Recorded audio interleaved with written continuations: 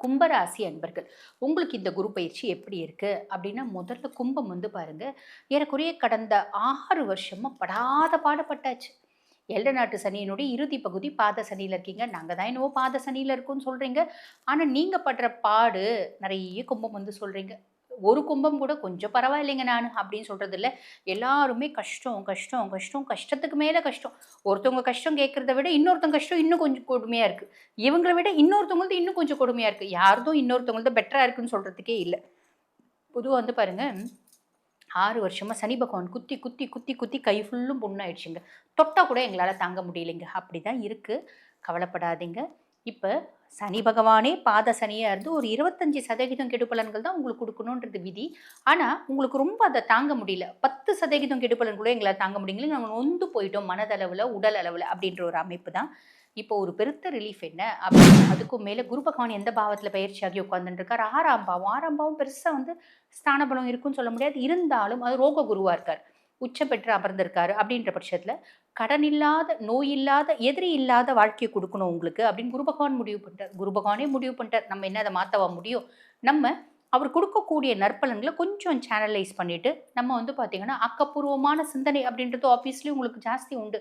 காரணம் 2ஆம் பாவம் விரயஸ்தானத்த பார்க்குறார். சுப விரயம் அப்படின்றது சாலிடா கும்பராசி அன்பர்கள் வீட்ல நடக்கும். நெறைய பேரு வீடு வாங்குறது, கார் வாங்குறது, 2 வீலர் வாங்குறது, அட்லீஸ்ட் பிள்ளைங்களுக்காக 1 கிராம் கோல்டு வாங்குறது, 2 கிராம் சில்வர் வாங்கி வைக்கிறது, இப்படி நெறைய நல்ல விஷயம் நடக்குங்க. இது எல்லாமே சூப்பர் இல்லைங்களா? ஆ இதுக்கும் மேல உங்களுக்கு எதுலங்க கவனமா இருக்கணும்? எச்சரிக்கையா எதுலங்க இருக்கணும்? நல்லதெல்லாம் சொல்லிட்டீங்க.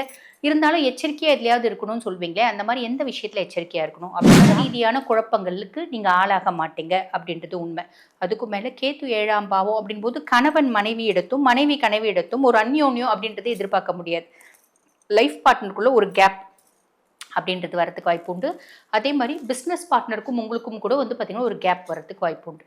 சரி, சூப்பர். அப்ப எதுல கவனமா இருக்கணும் நீங்க சொல்லிட்டீங்க. வழிபாடு என்னம்மா பண்ணலாம்?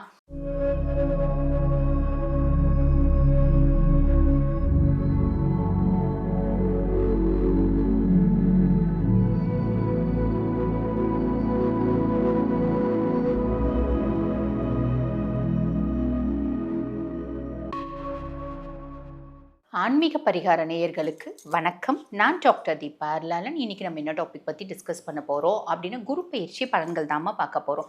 இந்த குரு பெயர்ச்சி என்னைக்கு நடக்க போகுது? 1/6/2026 அப்ராக்சிமேட்லி 11 மணிக்கு குரு பகவான் மிதுனத்திலிருந்து கடகத்துக்கு போய் உச்சம் பெற்று அமர்றார். இந்த உச்சம் பெற்று குரு பகவான் அமரக்கூடிய நிகழ்வு அப்படின்றது 12 ஆண்டுகளுக்கு ஒரு முறை நடக்கக்கூடிய நிகழ்வு. இந்த உச்சம் பெற்று அமர்றது ஒரு பிளஸ்ஸுங்க. அதுக்கும் மேல குருனுடைய உச்ச பார்வை 5, 7, 9 இருக்கு பார்த்தீங்களா? இதுல 9ஆம் பார்வை சனி மேல படுது. ஆக சனி பகவான் யார் யாருக்கெல்லாம் கெடுக்கணும்னு இருக்காரு? மேஷ ராசி அன்பர்களுக்கு ஏழநாட்டு சனியாகும். அதே மாதிரி பார்த்தீங்கன்னா, சிம்ம ராசி அன்பர்களுக்கு அஷ்டம சனியாகும். கன்னி ராசி அன்பர்களுக்கு கண்டக சனியாகும். தனுசு ராசி அன்பர்களுக்கு அர்த்தாஷ்டம சனியாகும். கும்பராசி அன்பர்களுக்கு பாத சனியாகவும், மீன ராசி அன்பர்களுக்கு ஜென்ம சனியாகவும் இருக்கார். இவங்க 6 ராசிகளையும் கெடுக்கணும் அப்படின்னு ஏதோ ஒரு விதத்துல இவங்களை டார்கெட் பண்ணி சனி பகவான் கெடுக்க பார்க்குறார். ஆனா இதுல ஒரு பெரிய பிளஸ் என்ன அப்படின்னா, குருனோட 9ஆம் பார்வை சனி மேல படியறதுனால சனி ஆல்மோஸ்ட் நல்லிஃபை ஆயிடுவாரு. கட்டுண்டு கிடப்பாரு. எந்த விதத்திலயும் உங்களுக்கு எடுக்க போறது இல்லை. இது ஒரு பெரிய பிளஸ். மற்ற ராசிகளுக்கு இப்ப ரிஷபத்துக்கு லாப சனியா இருக்காரு, கடகத்துக்கு பாக்கிய சனியா இருக்காரு. இந்த மாதிரி வந்து பாத்தீங்கன்னா, துலாம்க்கு ரோக சனியா இருக்காரு. இந்த மாதிரி மற்ற 6 ராசிகளுக்கு சனி பகவானே நல்லது செய்யக்கூடிய சூழ்நிலை தான் இருக்கா. அதுக்கும் மேல குருனோட பார்வையினால இன்னும் நிறைய நல்லது ரொம்ப ஸ்பீடா செய்ய போறான். ஆக இந்த குரு பயிற்சி ஆல்மோஸ்ட் எல்லா ராசிகளுக்குமே நல்லா தாங்க இருக்க போகுது.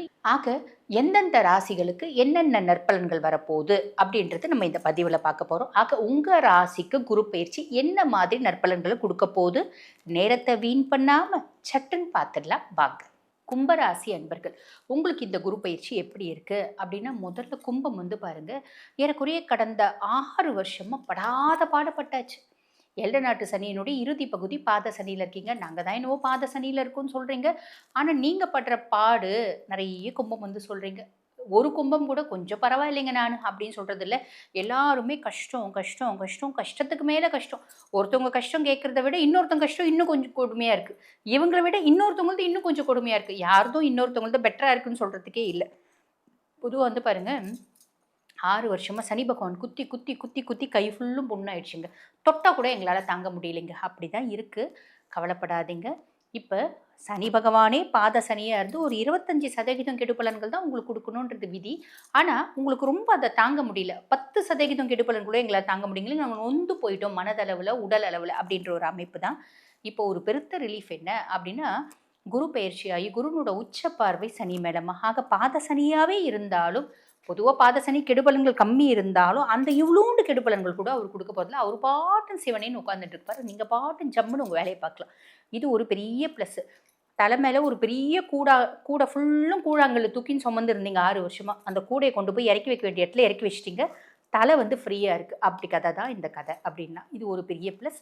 அதுக்கும் மேல குரு பகவான் எந்த பாவத்துல பெயர்ச்சியாகி உட்கார்ந்துட்டு இருக்காரு? 6ஆம் பாவம். 6ஆம் பாவம் பெருசா வந்து ஸ்தான பலம் இருக்குன்னு சொல்ல முடியாது. இருந்தாலும் அது ரோக குருவா இருக்காரு. உச்சம் பெற்று அமர்ந்திருக்காரு அப்படின்ற பட்சத்துல, கடன் இல்லாத, நோய் இல்லாத, எதிரி இல்லாத வாழ்க்கைய குடுக்கணும் உங்களுக்கு அப்படின்னு குரு பகவான் முடிவு பண்ணிட்டார். குரு பகவானே முடிவு பண்ணிட்டார். நம்ம என்ன அத மாத்தவா முடியும்? நம்ம அவர் குடுக்கக்கூடிய நற்பலன்கள கொஞ்சம் சேனலைஸ் பண்ணிட்டு, நம்ம வந்து பார்த்தீங்கன்னா, ஆக்கப்பூர்வமான சிந்தனை அப்படின்றது ஆப்வியஸ்லி உங்களுக்கு ஜாஸ்தி உண்டு. காரணம் என்ன? ஆண் ராசி. சனியினுடைய ராசி. சனியினுடைய ராசி அப்படின்றதுனாலே பொதுவா எல்லாருக்கும் ஒரு தப்பு செஞ்சாங்க அப்படின்னா, அக்செப்ட் பண்ணக்கூடிய ஒரு தைரியம் எல்லாருக்கும் உண்டா? மனோபலம் எல்லாருக்கும் உண்டா? கிடையாது. ஆனா கும்பத்த பொறுத்தவரைக்கும் பெரிய தப்பே செஞ்சா கூட, ஆமா நான் தப்பே செஞ்சுட்டேன். அப்படின்னு ஒத்துக்கக்கூடிய பெர்சனாலிட்டிஸ். ஒத்துக்கிறது மட்டும் இல்லாம, நீங்கலாம் தப்பே செய்யறது இல்லையா? நீங்கலாம் ரொம்ப நல்லவங்களா? பொதுவா எப்போ ஒருத்தன் நல்லவன் தெரியுமா? அவனோட தப்பு வெளிய தெரியாத வரைக்கும் அவன் நல்லவன். தப்பு வெளிய தெரிஞ்சுச்சுன்னா அவன் கெட்டவன்னு ஆயிடுறான். அதுக்கும் மேல குருவோட பார்வை உங்க 2ஆம் பாவத்த பார்க்குறார். அதாவது தன, குடும்ப, வாக்கு ஸ்தானத்த பார்க்குறார். ரொம்ப நாள் கழிச்சு குடும்பத்தில நிம்மதி இருக்கும், சந்தோஷம் இருக்கும், மகிழ்ச்சி இருக்கும், குதூகலம் இருக்கும், தனப்பிராப்தி அப்படின்றது இருக்கும். நல்ல விஷயம் இல்லைங்களா? தொழில் ஸ்தானத்த குரு பகவான் பார்க்குறார். படிச்சு ரொம்ப நாள் ஆச்சுங்க. நல்ல வேலையே கிடைக்கலைங்க. இந்த காலகட்டம் நெறைய கும்பராசி அன்பர்களுக்கு உங்களோட படிப்புக்கு ஏத்தா மாதிரி, உங்களோட புத்திசாலித்தனத்துக்கு ஏத்த மாரி நல்ல வேலை அப்படின்றது கிடைக்கும். ஆல்ரெடி வேலை செய்றங்க. வேலை செய்ற இடத்துல ஏகப்பட்ட பஞ்சாயத்து. அந்த பஞ்சாயத்தெல்லாம் ஓயக்கூடிய காலகட்டம்.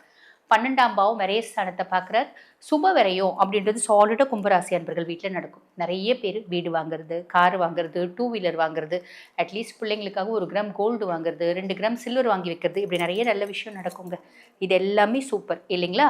ஆ இதுக்கும் மேல உங்களுக்கு எதுலங்க கவனமா இருக்கணும்? எச்சரிக்கையா எதுலங்க இருக்கணும்? நல்லதெல்லாம் சொல்லிட்டீங்க.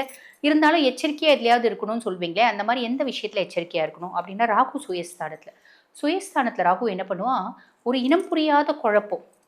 டெல்யூஷன், இல்யூஷன், ஃப்ரஸ்ட்ரேஷன், ஹாலுசினேஷன் இந்த மாரி சைக்காலஜிக்கல் டெர்ம்ஸ் என்ன இருக்கோ அத்தனையும் வந்து கிரியேட் பண்ணுவான். டிப்ரஷன் அதெல்லாம் கொண்டு போவான். நீங்க ராகு ஓவர்டேக் பண்றது அப்படின்றது ரொம்ப எளிமையான விஷயங்க. உங்களோட மனோபலம், மனோதைரியத்த அதிகப்படுத்திக்கிறீங்க. இது ராகு ஏற்படுத்தக்கூடிய மாய வலை அப்படின்றத நீங்க அனலைஸ் பண்ணிக்கிறீங்க அப்படின்னா ரொம்ப சிம்பிள்ங்க. இந்த மனரீதியான குழப்பங்களுக்கு நீங்க ஆளாக மாட்டீங்க அப்படின்றது உண்மை. அதுக்கும் மேல கேத்து 7ஆம் பாவம் அப்படின்போது கணவன் மனைவியிடத்தும், மனைவி கணவியிடத்தும் ஒரு அந்யோன்யம் அப்படின்றத எதிர்பார்க்க முடியாது. லைஃப் பார்ட்னருக்குள்ள ஒரு கேப் அப்படின்றது வரதுக்கு வாய்ப்பு உண்டு. அதே மாரி பிசினஸ் பார்ட்னருக்கும் உங்களுக்கும் கூட வந்து பார்த்தீங்கன்னா, ஒரு கேப் வரதுக்கு வாய்ப்பு உண்டு. சரி, சூப்பர். அப்ப எதுல கவனமா இருக்கணும்னு நீங்க சொல்லிட்டீங்க. வழிபாடு என்னம்மா பண்ணலாம்? அப்படின்னா, பொதுவா வந்து பாருங்க, நீங்க கும்பத்துல பொறந்திருக்கீங்க அப்படின்ற பட்சத்திலே நம்ம செய்ய வேண்டிய வழிபாடு என்ன? கும்பகோணம் பக்கத்துல ஆதி கும்பேஸ்வரர் ஆலயம் அப்படின்ற ஒரு ஆலயம் இருக்குங்க. அங்க கும்பேஸ்வரர் ஆலயத்துல போயிட்டு கும்பேஸ்வரர வழிபாடு பண்ணிட்டு வரீங்க அப்படின்னா, நெறைய நல்லது நடக்குங்க. எங்களால அவ்வளோ தூரம் போக முடியாதும்மா அப்படின்னா, வீட்டு பக்கத்திலேயே இருக்க சிவன் கோயில்.